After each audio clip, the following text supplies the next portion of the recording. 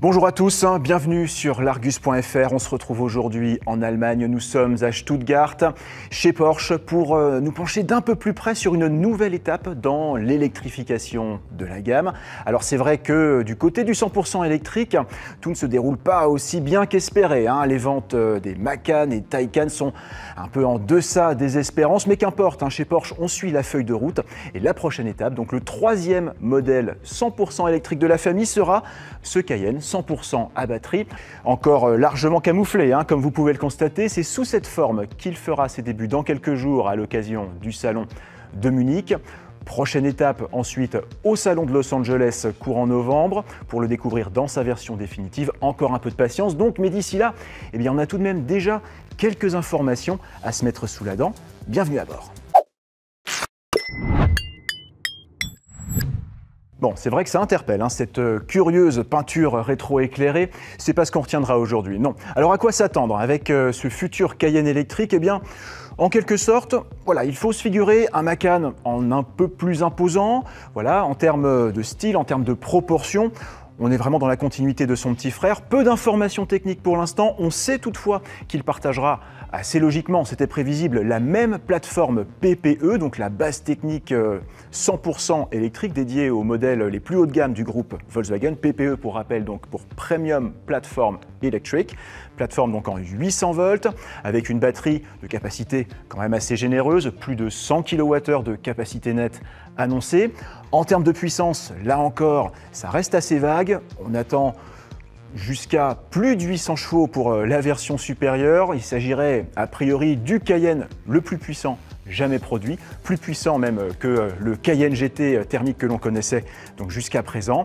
Plus modestement, il faut s'attendre donc à une entrée de gamme d'environ 400 chevaux, une version intermédiaire sur un Cayenne S d'environ 600 chevaux. Ouais, en effet, impressionnant, n'est-ce pas? Encore un chiffre assez spectaculaire, là encore, attention à confirmer, rien d'officiel. 400 kW, ça ce serait la puissance maximale en recharge rapide que pourrait encaisser donc le Cayenne électrique avec à la clé donc des arrêts à la borne relativement réduits. On table sur environ 15 minutes pour passer de 10 à 80% de recharge. Mais il y a un autre élément qui attire notre attention sur ce Cayenne électrique. Il serait la première voiture de production à disposer en option d'un système assez peu banal, voire carrément inattendu sur une voiture de série.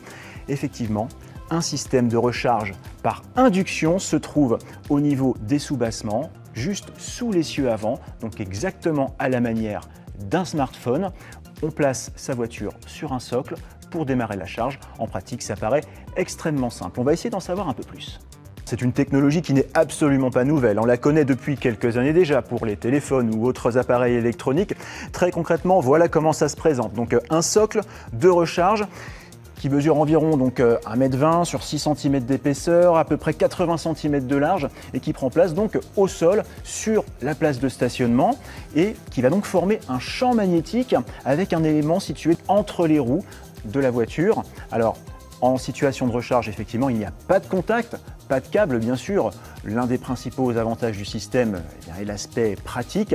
Après, en termes de puissance de recharge, il faut savoir qu'on est très loin de ce que peut offrir une recharge par câble conventionnelle. Ici, on plafonne à 11 kWh, ce qui veut dire que pour une batterie d'environ 100 kWh de capacité, il faudrait compter entre 9 et 10 heures de recharge complète, soit l'équivalent d'une nuit de recharge à domicile.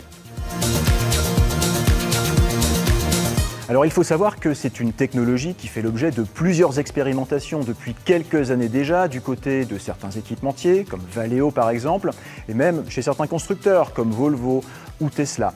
On trouve tout de même quelques obstacles d'ordre technique déjà. Il faut savoir que contrairement à une recharge par câble classique, la charge par induction se heurte à une déperdition d'énergie forcément supérieure, surtout comme ici dans le cas d'une recharge sans contact par champ magnétique.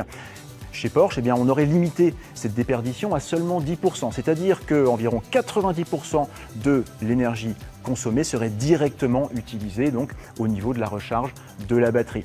Autre obstacle également d'ordre financier, forcément le dispositif est quand même assez onéreux, on attend environ 5 000 € pour le socle de recharge, 2 000 € pour l'élément récepteur. Il faut savoir aussi que ce dispositif pourra être par la suite appliqué à de futures évolutions du Macan ou de la Taycan. 7 000 € donc pour le coût total de l'option qui sera disponible à partir de début 2026 sur le Cayenne électrique. On est donc encore assez loin d'une relative démocratisation de ce type de système de recharge. Restez connectés sur l'Argus.fr et bonne route.